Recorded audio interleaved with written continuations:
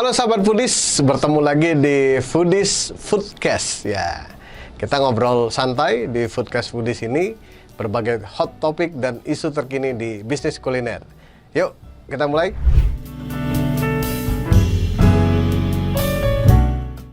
Kali ini kita akan bahas sesuatu yang lagi heboh banget ya. Gitu. Adalah tentang resesi. Yang katanya suram, yang katanya wah nanti luar biasa mengerikan mungkin gitu ya. Tapi apa iya gitu. Oke lah, anggap aja iya gitu ya. Seperti apa sih yang harus kita lakukan? Nah, di Foodcast kali ini kita akan coba bahas tentang 16 cara menghadapi badai resesi dan inflasi di 2023. Nah, jadi ini solusi ya. Ini bukan tebar fir, tapi ini solusi kalau memang nanti terjadi. Nah, anyway, bukannya sudah mulai terjadi ya sebetulnya. Harga naik, ya, bahan baku naik dan lain-lain. Jadi sebetulnya udah terjadi ya kalau di dalam bisnis kuliner. Oke, kita mulai ya. Jadi bahasa-bahasa resesi, inflasi, daya beli turun, harga-harga naik, perang gitu ya. Di 2023 ini sebegitu mengerikankah? Ya. Kalau di salah satu YouTube channel kita lihat ya, ada yang judulnya menuju kehancuran dunia. Waduh, itu serem banget ya.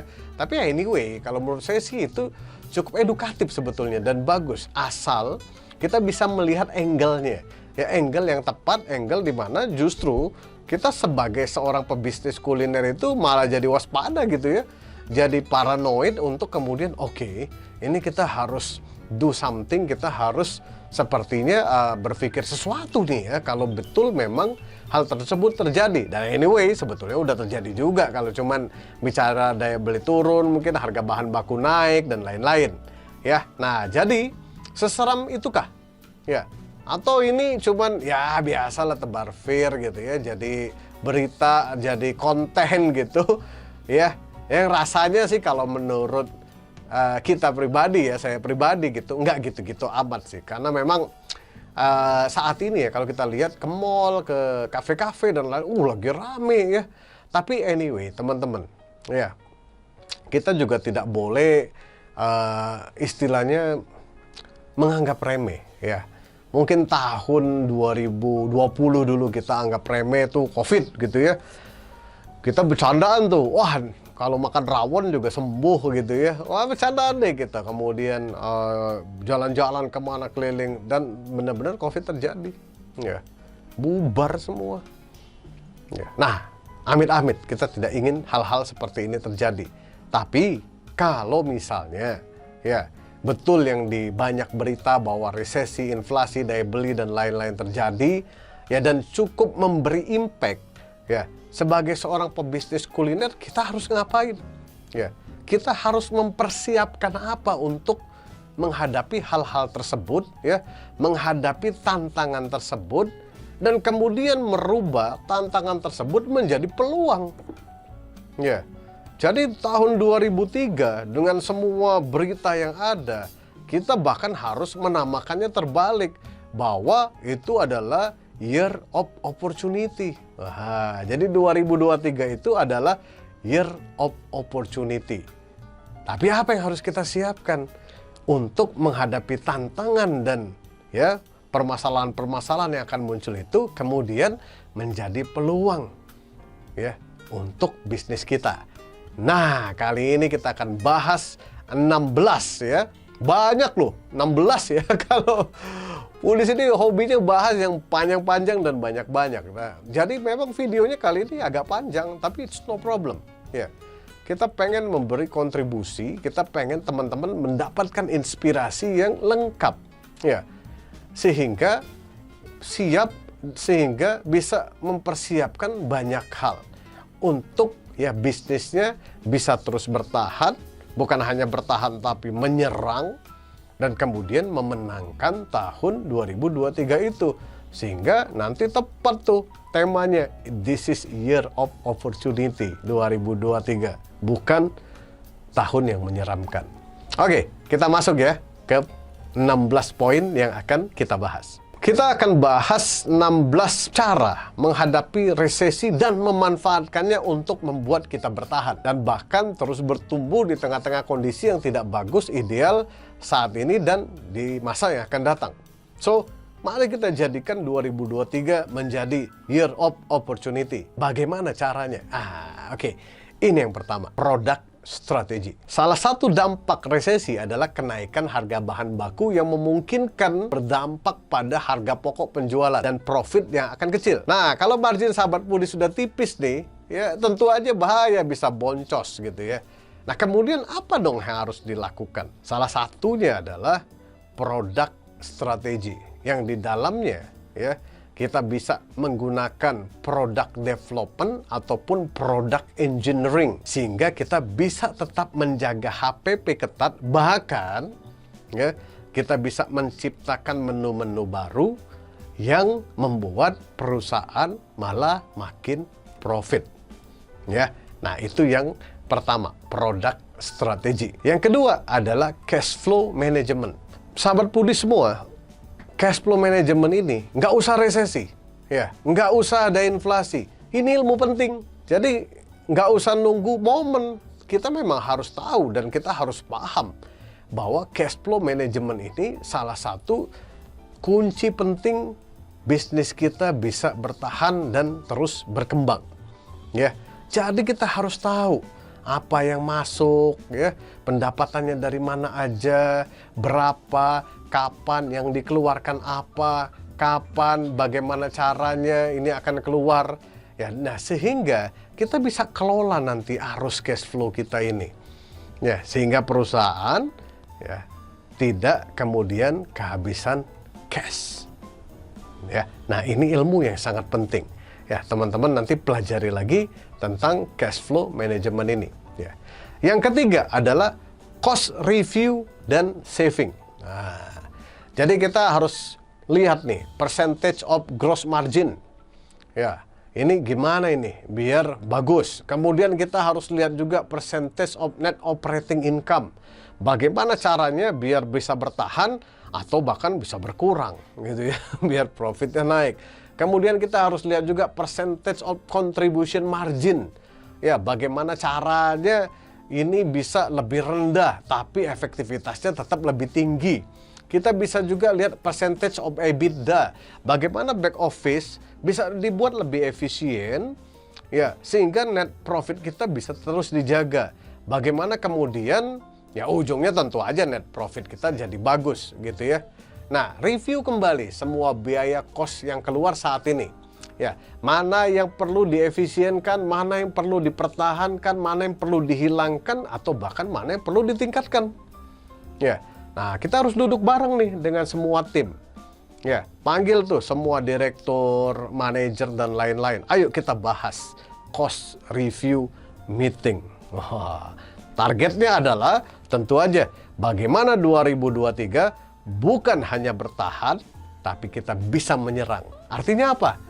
Cost dipertahankan atau bahkan bisa diturunkan, tapi profit bisa naik. Wah, kan 2003 tadi banyak masalahnya, Mas. Kok bisa begitu? Ya makanya di meeting harus bisa. Ya, banyak strateginya.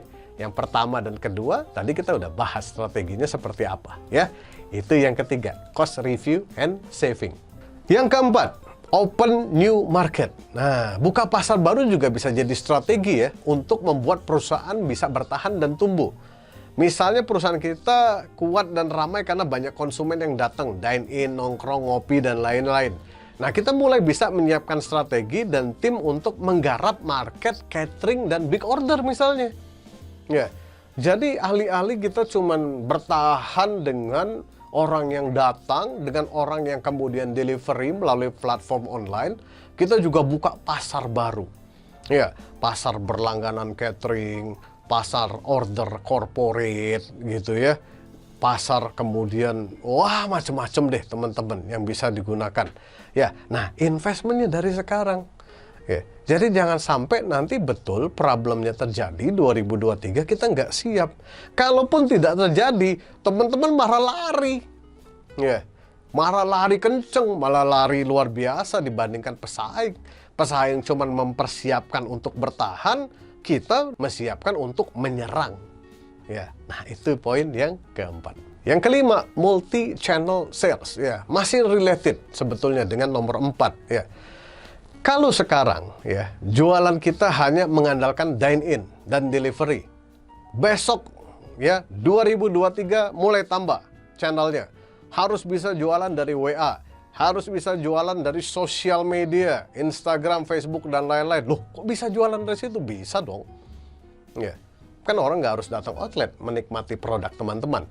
Oh, tapi saya nggak ada mas produk yang cocok untuk catering atau cocok untuk order box. Ya dibuat. Ya, nomor 1 tadi itu product development. Ya, jadi dikombinasi setiap poin yang kita bahas ini ya, sehingga teman-teman bisa menemukan strategi ya yang ini dipersiapkan untuk bertahan. Tapi kalau ternyata kondisinya baik, pakai untuk menyerang. Nah, itu kenapa ini menjadi year of opportunity. Itu yang kelima. Yang keenam, pricing strategy. Penting juga teman-teman ya. Strategi harga juga akan menjadi kunci penting untuk tahun 2023. Ya, khususnya kalau bisnis kita menggarap middle low market yang memang sensitif terhadap harga.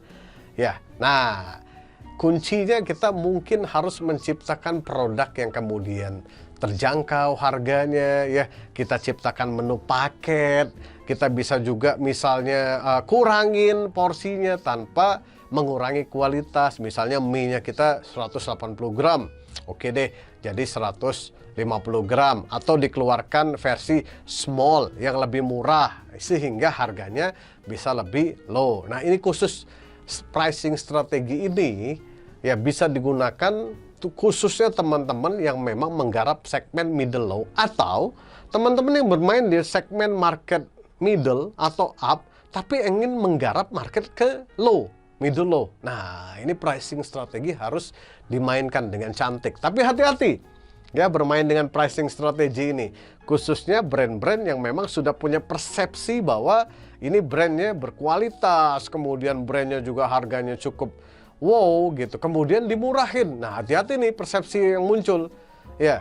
Bisa jadi orang berpikir bahwa wah dia ngeluarin kualitas yang lebih jelek. Nah, ini hati-hati ya. Ini poin ke-6 yang teman-teman bisa gunakan untuk menjadikan tahun 2023 sebagai year of opportunity. Yang ke-7, database optimization dan repeat buying.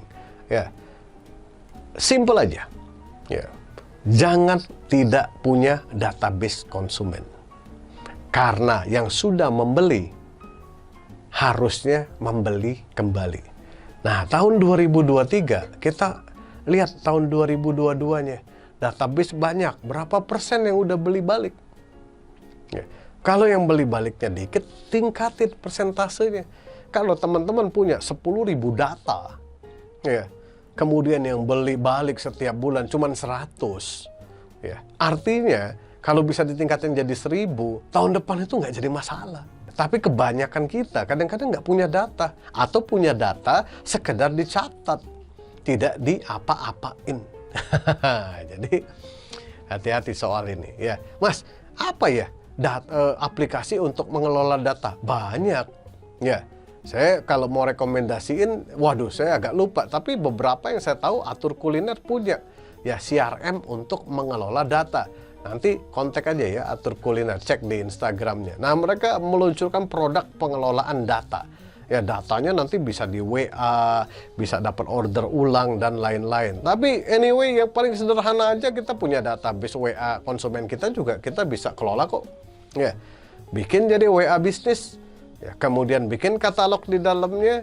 Ya, bisa dipromosiin, bisa di email blast. Ya, email blastnya pakai yang berbayar ya, jangan yang ngeblast spamming, nanti dilaporin malah jadi kena blok nomornya. Nah, itu yang ke-7. Yang ke-8, agile dan inovatif. Ini udah sering bahas lah. Intinya gini, perusahaan ya itu harus menjadikan inovasi itu menjadi DNA-nya. Ya, caranya bagaimana? Simple. Ya, 1. Ya, bikin rutin meeting tentang inovasi. Itu aja dulu. Seminggu sekali diskusi dengan temennya, bahas tentang inovasi. Ya, bukan bahas dengan problem dan lain-lain, bahas tentang inovasi. Tentu inovasi yang diarahkan untuk kebutuhan perusahaan. Ya, baik itu ningkatin sales, meningkatkan mencapai growth, ya, ataupun mensolusikan berbagai hal ya terkait dengan profitability, efisiensi dan lain-lain. Ya. Nah, ini ada ilmunya teman-teman ya, dan kayaknya kita pernah bahas juga ya di Foodies YouTube channel atau di e-course-nya Foodies. Teman-teman bisa cek di www.foodies.id terkait hal ini. Itu yang ke-8. Yang ke-9, ya, bagaimana kita merubah ya, 2023 yang katanya akan seram menjadi malah year of opportunity untuk seorang pebisnis kuliner. Nah, yang ke-9 ini yang menarik, collaboration over competition. Ya. Nah, jadi strategi kolaborasi juga akan jadi kunci penting nih 2023. Ya. Kolaborasi itu dapat menurunkan biaya serta meningkatkan exposure dan traffic ke brand kita. Serta tentu aja ya, kolaborasi ini menciptakan banyak sekali peluang ya, untuk kemudian kita bisa membangun bisnis lebih dikenal, lebih cepat, dan juga lebih menguntungkan ujungnya. Nah, kolaborasi ini banyak ya teman-teman ya. Bisa kita berkolaborasi dengan influencer, ya KOL atau buzzer, bisa kolaborasi dengan komunitas lokal, bisa kolaborasi dengan brand kuliner lain yang tidak sejenis atau bukan jadi kompetisi kita. Bisa juga berkolaborasi dengan kompetitornya kita di kota tersebut ya. Misalnya ada tiga coffee shop nih berkolaborasi, bangun event bareng, bangun activation bareng, sehingga rame tuh di kota itu bicarain 3 brand ini aktivasinya. Yang lain-lain nggak ikut. Nah, kita dapat manfaat dari 3 ini.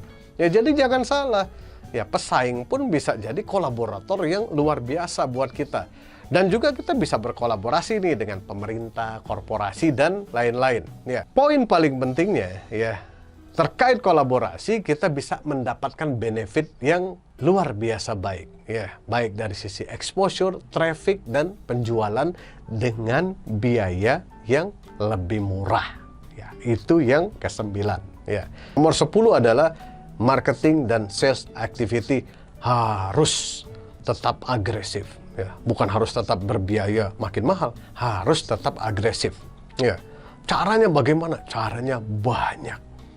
Ya, poin-poin sebelumnya ada sempat dibahas kan tadi sebelumnya, kolaborasi bisa, ya, ciptakan program yang unik, create wow factor, ya, create sesuatu yang story yang dibicarakan. Nah, ini ilmu-ilmu ini teman-teman bisa pelajari juga ya di video-video YouTube channel lainnya ataupun di kelas-kelas Foodies. Ya, artinya ya, justru kita harus meningkatkan aktivitas marketing dan salesnya kita. Ya, di tahun 2023 bukan malah ngurangin. Ya, karena yang mendatangkan duit, mendatangkan omset, mendatangkan traffic itu adalah aktivitas marketing dan sales. Ya, jangan kebalik, malah aktivitas yang dipotong misalnya. Ya, ini error namanya ya. Ya, oke. Yang ke-11, keep update and be fast. Nah, jadi penting sekali kita untuk terus ngupdate sesuatu ya. Kita harus insightful. Kita harus pantau tuh ya apa aja yang lagi viral, berita-berita yang muncul, masalah-masalah yang ada, kemudian opportunity yang mungkin akan terjadi gitu. Sehingga ya kita bisa cepat bergerak ya, mengambil keputusan, mengambil langkah strategi, membuat program yang ujungnya tentu aja bermanfaat untuk bisnis kita sendiri. Ya, nah bagaimana caranya? Biar kita bisa keep update dan be fast seperti ini.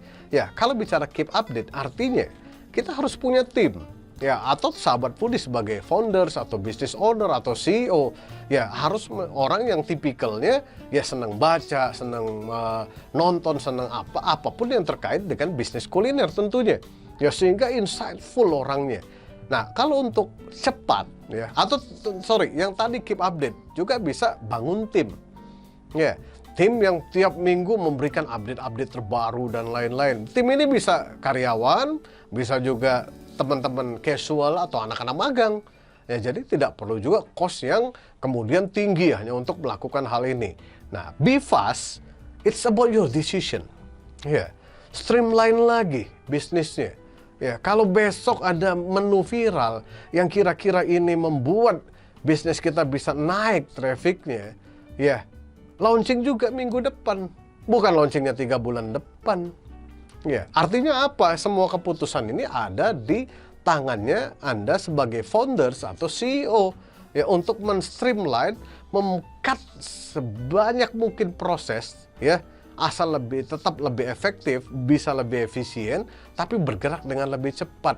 Ya, udah nggak zaman misalnya ada menu baru, launchingnya 3 bulan misalnya, kemana aja gitu ya.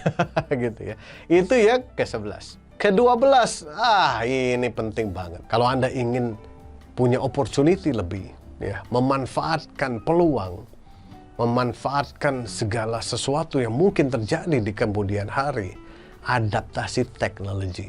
Ya. Nomor 12 kita akan bahas tentang teknologi adaptation. Ya, karena kenapa? Ya, mungkin aja masalahnya akan terjadi, betul. Ya, lapangan pekerjaan turun, misalnya harga naik, kemudian biaya-biaya naik, daya beli turun, konsumen berkurang. Mungkin aja. Ya, artinya apa? Ya, satu, kita harus lihat dari sisi cost, bagaimana cost bisa kita jaga dan kita bisa turunkan. Ya, sehingga profitability kita bisa terus dijaga. Yang kedua, bagaimana revenue bisa dijaga atau ditingkatkan. Nah, teknologi akan banyak berperan di sini. Seperti cost supply chain management, ya. Kita bisa gunakan teknologi seperti atur kuliner, ESB, dan lain-lain sebagainya, ya. Untuk cost recruitment dan training SOP dan lain-lain, teman-teman bisa gunakan learning management system yang nanti Desember kita akan launching, ya. Wah, ini yang pertama nih di Indonesia, ya, khusus F&B, ya. Kemudian juga ada cost-cost lain yang nggak perlu, misalnya yang bisa di outsourcing, misalnya supply chain, gudang, kemudian central kitchen dan lain-lain, ya. Cut cost-nya, cari alternatif. Bagaimana cost ini tidak lagi ada di dalam, ya, laporan keuangan kita, misalnya. Dan juga kurangin biaya lain-lain seperti SDM yang sudah nanti kita akan bahas juga, ya, tentang SDM ini, gitu. So, apapun teknologinya, ya, mulai pelajari sekarang bagaimana memanfaatkannya, ya, untuk meningkatkan dan mempertahankan revenue atau untuk mempertahankan dan menurunkan cost sehingga profitability perusahaan bisa terjaga. Itu yang ke-12. Yang ke-13, wah, ini bahasanya lebih sedikit kompleks gitu, ya. Business consolidation. Wah, ini apa nih? Bisnis konsolidasi gitu, ya. Jadi kalau konsolidasi bisnis itu, ya, mungkin, ya, kita melakukan akuisisi bisnis lain untuk memperkuat bisnis kita, atau juga merge gitu, ya, bergabung dengan bisnis lain, ataupun juga, ya, berbagai hal yang membuat biaya kita bisa turun dengan merge dan penggabungan atau akuisisi tadi, ya. Mungkin ini untuk big company lah, mungkin, ya, ataupun bentuk lain. Sebetulnya bisa juga kita berkonsolidasi dalam model supply chain pembelian. Misalnya nih, teman-teman sahabat Pudi semua main ayam, yang punya ayam konsolidasi semua, ya. Kemudian ngobrol nih ke supplier, gua ambil rame-rame loh, harganya bisa nggak, jangan naik-naik banget lah. Itu juga bisa, ya, bicara konsolidasi dalam bentuk kolaborasi dalam pembelian, ya, bahan baku, ya. Jadi bisa akuisisi, bisa merge, bisa sekedar kolaborasi seperti itu. Artinya coba pikirkan lagi, ya, sesuatu yang bisa membuat bisnis kita bertahan sekaligus akhirnya bisa menyerang, ya. Itu yang ke-13. Yang ke-14, penting juga nih teman-teman, ya, tetap aja dalam bisnis itu kita harus menghadapi segala sesuatu dengan happy dan positif, ya. Jadi jangan membuat, ya, istilahnya fear ini malah menular gitu, ya, di seluruh karyawan kita gitu, ya. Kita sebagai pebisnis harus optimis. Makanya kita kasih judul podcast ini 2023 Year of Opportunity for Business Kuliner. Positif harus, ya. Di sisi lain kita sudah siap kalau memang terjadi hal-hal yang tidak kita inginkan. Kalaupun tidak terjadi, yang kita sudah siapkan, ya, semua poin yang kita siapkan ini malah jadi senjata untuk nyerang. Wah, makanya ini kita namakan Year of Opportunity, gitu, ya. Nah, ke-15, investment portfolio. Ini mungkin sedikit ya di luar kebiasaan kita ngebahas, tapi intinya ada satu quotes ya yang saya suka. Don't put your egg in one basket. Artinya jangan taruh seluruh telur dalam satu keranjang. Kenapa? Kalau jatuh, pecah semua. Nah, sama dalam bisnis juga ya. Khususnya teman-teman founders atau pemilik bisnis yang mungkin bisa di-manage lagi portofolionya. Ya, misalnya punya profit 100% sekarang, jangan 100%nya dikembalikan bikin cabang lagi, bikin apa lagi. Ya, manfaatin semua hal. Tadi kan kita udah sering bahas ya. Ketika orang tiarap, kita berdiri. Ya, kesempatan tuh kita nyerang untuk menyerang dan untuk memenangkan persaingan gitu ya. Jadi don't be afraid. Ya, nah teman-teman, ya, mungkin itulah 16 hal yang harus kita siapkan untuk menghadapi 2023. Sehingga apapun yang dinamakan banyak orang itu seram, ya, suram dan lain-lain, kita sebagai pebisnis kuliner malah menjadikan ini year of opportunity. Ya, nah kita berpikirnya terbalik ya, optimis kitanya. Ya, tapi tetap bersiap. Tanggal 30 November sampai 3 Desember, Foodies akan punya kelas CEO Bisnis Kuliner 2.0 di Bandung selama 4 hari. Ya. Tema dari CEO Bisnis Kuliner Workshop ini adalah co-learning, connect, dan collaboration. Nah, udah kebayangkan dari temanya bahwa disinilah nanti kita bisa belajar bareng sesama CEO. Bayangin aja ada 50-100 CEO kita akan join ya dengan 4 hari ilmu di dalamnya, di mana kita juga bisa connect, saling kenal, dan juga bisa saling berkolaborasi. Bayangin aja nih, teman-teman misalnya punya ayam goreng yang terkenal di kotanya, terus ternyata ada CEO lain yang tertarik bawa ke kota lain, misalnya dari Bandung ada yang mau bawa ke Padang, jadi master franchise atau master kemitraan. Nah, itu kan asik. Ya, brand kita kemudian ada yang komitmen membuka dan ini punya kapasitas dan kompetensi. Nah, ini contoh. Dan kita juga akan kenalkan connect ekosistem, ya. Outsourcing itu seperti apa, teknologi seperti apa. Wah, bakal seru banget deh. Ya, jadi luangin waktunya. Kalau Anda seorang CEO, founders, direktur, kalau Anda seorang investor, ya, atau kalau Anda seorang yang memang tap in di industri dan ekosistem kuliner, jangan sampai terlewatkan ya acara ini, karena ini penutup akhir tahun kita nih di 2022. Dan seluruh strategi ya 2023 kita akan bahas lebih tuntas di kelas CEO Bisnis Kuliner 2.0. Nah, silakan daftar ya di caption. Itu ada linknya. Nanti teman-teman bisa klik di situ. So, akhir kata, semoga bermanfaat teman-teman ya. Doain biar Foodies bisa terus berbagi seperti ini ya, sehingga industri kuliner kita bisa terus berkembang ya. Banyak lokal champion yang bisa muncul dan menjadi besar. Dan kita sebagai bisnis ya yang mengusung tentang platform edukasi juga tentu aja semakin semangat nih untuk terus berbagi seperti ini. Semoga bermanfaat. Salam sukses bisnis kuliner. Jangan lupa subscribe di Foodies YouTube channel di tombol subscribe agar kita bisa mendapatkan update berbagai video terbaru dari Foodies dan juga share ke berbagai grup video-video pembelajaran dari Foodies. Ikuti kelas-kelas Foodies terbaru dan sekolah bisnis kuliner, kunjungi www.foodies.id.